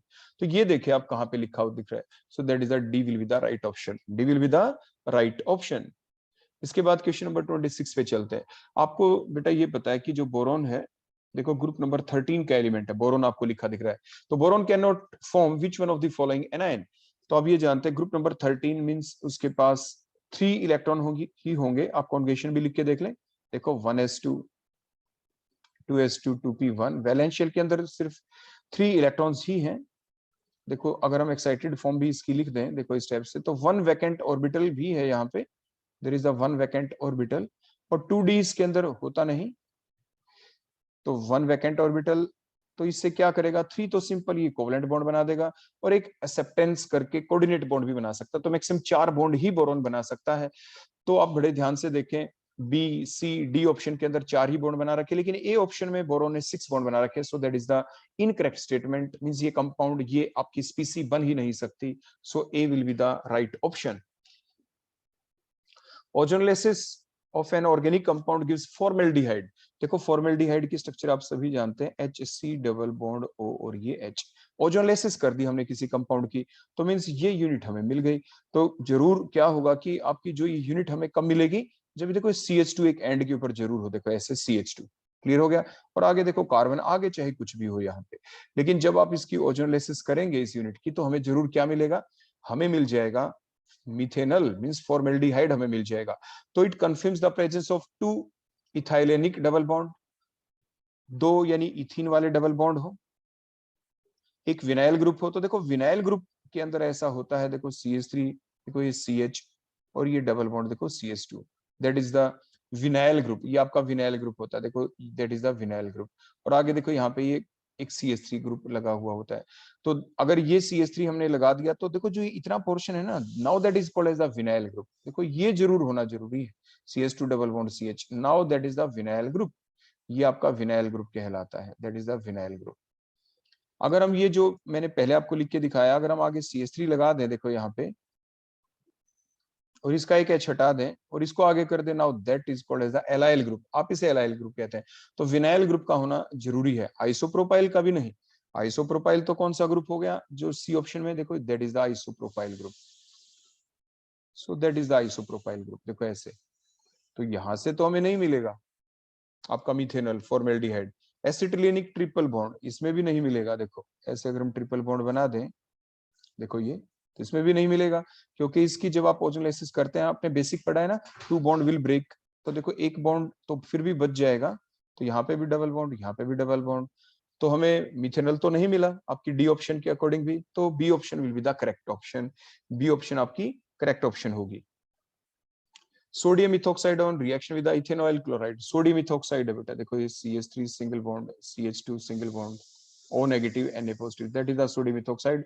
It on reaction with ethanol chloride, तो इथ हो गया तो 2 ही कार्बन है, तो ये इथेनॉल क्लोराइड हमने ले लिया। तो देखो बेटा सिंपल सी रिएक्शन, इधर से Na पॉजिटिव, इधर से बेटा क्या Cl नेगेटिव आपका निकल गया। तो आपका प्रोडक्ट क्या बना, CH3 CH2, ये O का बॉन्ड किसके साथ, कार्बोनिल ग्रुप के साथ, और ये आपका प्रोडक्ट बन गया। तो ये कौन है बेटा, ये है आपका R ग्रुप जो लगा हुआ है, दैट इज इथाइल, और ये प्रिंसिपल चेन है आपकी, that is the principal chain. तो प्रिंसिपल चेन के अंदर बेटा कौन है, 2 कार्बन, तो इथ हो गया, तो इथाइल इथेनोइट, तो ethyl ethanoate, that is the D option will be the correct option. तो 28 का आंसर बेटा क्या आ गया, दैट इज द डी।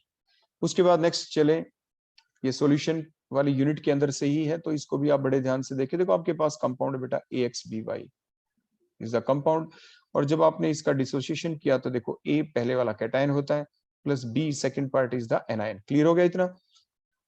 उसके बाद अब A जो कैटायन है, इसके ऊपर कितना चार्ज आएगा, देखो क्रॉस मल्टीप्लाई करते हैं ना, जब आप चार्ज लगाते हैं, तो A के ऊपर प्लस Y आ जाएगा, और B के ऊपर क्या आ जाएगा बेटा, X नेगेटिव, और A के ये मोल कितने आएंगे X, और इसके मोल कितने आएंगे Y। क्लियर हो गया इतना यहाँ तक। उसके बाद मान लीजिए 1 मोल थे इसके, हम लिखते हैं ना जैसे इनिशियल कंसंट्रेशन जो आपको सिखाया गया है पहले ही, उसके बाद फाइनल कंसंट्रेशन। तो इसके मान लीजिए 1 मोल थे, इनके 0 थे शुरू में। तो जब ये डिसोसिएट हुआ, तो मान लीजिए इसकी डिग्री ऑफ जो डिसोसिएशन है यहाँ पे, देखो डिग्री ऑफ डिसोसिएशन, उसको अल्फा कहा गया है। तो 1 minus alpha is the degree of dissociation, तो अल्फा और ये अल्फा, क्योंकि इनके मोल्स x है तो x अल्फा और यहाँ पे बेटा क्या हो जाएगा y alpha. So these are the total number of moles which are finally been present in the container in the solution after the dissociation of that weak electrolyte, because the electrolyte is the weak one. तो weak है आपका electrolyte, तो बीच में हम equilibrium का भी बेटा यहाँ पे साइन लगा देंगे, sign will be the of equilibrium because the electrolyte is weak electrolyte. ठीक हो गया. उसके बाद नेक्स्ट अब हम क्या करेंगे, टोटल जो कंसंट्रेशन आ गई इनकी आई की वैल्यू वो कितनी आ जाएगी, सभी का सम अप कर दें. तो 1 minus alpha plus x alpha plus y alpha. या आपसे कोई ये भी पूछ ले what is the total concentration at equilibrium, तो भी आप इन सभी मोल्स के ए एक्स बी वाई जो बचा हुआ है अनडिसोसिएटेड, वो उसके मोल्स कितने 1 माइनस अल्फा. ए पॉजिटिव के कितने बन गए एक्स अल्फा, बी नेगेटिव के कितने बन गए वाई अल्फा. देखो इस टाइप से जो आपसे पूछा जाए, these are the total number of the moles. तो ये वैल्यू आ गई बेटा आपकी आई की वैल्यू आ गई आई की. तो अब इसके बाद क्या करें, हमें यहाँ पे तो अल्फा निकालना है ना, तो अल्फा आप कैसे निकालेंगे बेटा यहाँ से. तो इसके बाद हम क्या करेंगे, जो अल्फा कहाँ है उसको आप कॉमन कर लेंगे, उसको आप कॉमन कर लेंगे. तो आई यहीं पे कर देते बेटा इसके आगे. तो 1 प्लस देखो ब्रैकेट लगा देते हैं, ब्रैकेट में देखो अगर हम बाहर अल्फा निकाल लें, देखो अल्फा हमने बाहर निकाल दिया तो अंदर क्या बच गया बेटा, देखो ये इतना पोर्शन है, देखो ये इतना पोर्शन, ये आप ध्यान रखिए इतना. तो 1 के प्लस में कर दिया, अल्फा बाहर आ गया, तो अंदर क्या रह गया बेटा -1 प्लस में अल्फा, सॉरी अल्फा तो बाहर निकल गया, प्लस में एक्स और प्लस में वाई, यही बचेगा ना आपका. अब ये जो 1 है इसको दूसरी साइड में आप ले आए, तो आइटा -1 इज इक्वल टू क्या आ जाएगा अब आपका, जो उधर बच गया बेटा, क्या क्या बच गया आपका x प्लस वाई माइनस में 1, कोई ब्रैकेट, और इसके बाहर बेटा क्या था अल्फा. तो हमें अल्फा की वैल्यू ही यहाँ पे निकालनी थी, तो बेटा अल्फा क्या आ गया, तो अल्फा इज इक्वल टू, देखो alpha is equal to eta -1 divided by, जिसे वांट ऑफ फैक्टर कहते हैं आइटा, तो x प्लस वाई -1. तो अब आप ये देखें ये ऑप्शन कहाँ पे गिवन है, तो alpha is equal to eta -1, तो ए ऑप्शन में भी है, बी ऑप्शन में भी है. उसके बाद divided by x plus y -1, तो ये आपकी ए ऑप्शन के अंदर, तो 29 का A option will be the correct option. इसके बाद नेक्स्ट बेटा, silver mirror test is given by which of the following compound. Silver mirror test कौन शो कर देगा, तो सिल्वर मिरर टेस्ट जो यहाँ पे शो करेगा वो दो ऑप्शन बेटा बन गए यहाँ पे. तो देखो एसिटोफिनॉन, हमने बताया था ना सिल्वर मिरर टेस्ट कौन शो करता है, जो आप टॉलेंस रिएजेंट की हेल्प से आप करते हैं उस टेस्ट को. टॉलेंस रिएजेंट किससे रिएक्ट करेगा, आपके एल्डिहाइड्स की, क्योंकि उसके एल्डिहाइड के अंदर वीक आपका CH बॉन्ड होता है, कार्बोनिल ग्रुप CH. अगर एसिटाल्डिहाइड की अगर आप स्ट्रक्चर देखें ए ऑप्शन, तो C डबल बॉन्ड OH, देखो इसके अंदर भी वीक CH बॉन्ड आ गया, ये ऑप्शन है आपकी. बी ऑप्शन को देखें एसीटोन, तो CH3 C डबल बॉन्ड, क्योंकि ये तो कीटोन है. तो इसके अंदर तो बेटा स्ट्रॉन्ग बॉन्ड आ गया, strong carbon carbon bond, strong CC bond है बेटा यहाँ पे. तो यहाँ पे बेटा क्या था, that is the weak bond, ये वीक बॉन्ड यहाँ पे प्रेजेंट है. अगर आप सी ऑप्शन में देखेंगे फॉर्मेल्डिहाइड, तो HC डबल बॉन्ड OH, देखो यहाँ पर भी बेटा वीक बॉन्ड आ गया. अगर डी ऑप्शन में देखें तो बेंजोफिनोन, बेंजोफिनोन, देखो यहाँ पर भी फिनाइल ग्रुप एक और लगा देंगे आप, सो that is the structure of, तो यहाँ पर भी आपके स्ट्रॉन्ग CC बॉन्ड आ गया. तो ए ऑप्शन भी करेक्ट है यहाँ पे बेटा, सी ऑप्शन भी करेक्ट है. तो इस क्वेश्चन के अंदर दोनों ऑप्शन ही क्या है आपकी करेक्ट है. So that is all about today's objective series test. आप इसको बड़े अच्छे से करें बेटा, और भी आपके डिफरेंट कॉम्पिटिटिव एग्जाम के लिए डिफरेंट सेट हम ऐसे लेके आते रहेंगे. आप इनकी प्रैक्टिस अच्छे से करें, इंपॉर्टेंट क्वेश्चन है ये आपके एग्जाम में आ सकते हैं. ओके बेटा, थैंक यू.